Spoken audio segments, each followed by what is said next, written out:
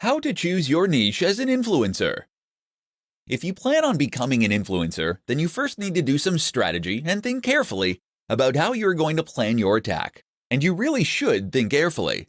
That's because the decisions that you make now, before you first get started as an influencer, will do more to shape your future success or failure than anything you do subsequently. In particular, you need to think hard about your niche.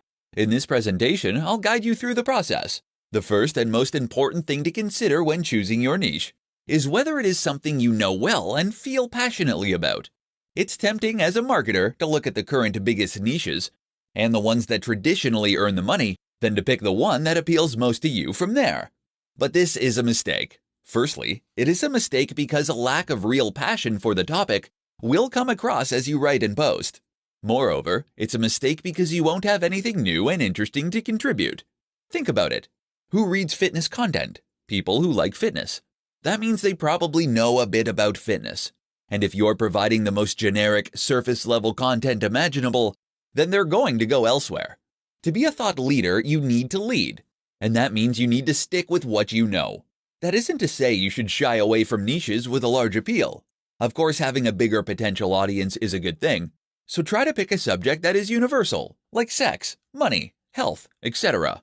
The problem is that doing this can also leave you as a small fish in a massive pond.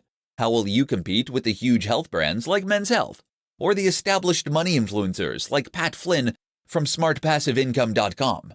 The answer is try to be more specific and to hone in on the exact niche that really interests you and that speaks to your audience. This might mean something like health for seniors, for example, or making money online for students. Another option is to combine two popular niches in a unique and interesting way. Either way, doing this will shrink your audience, but also help you to engage much more strongly with that audience once you find them.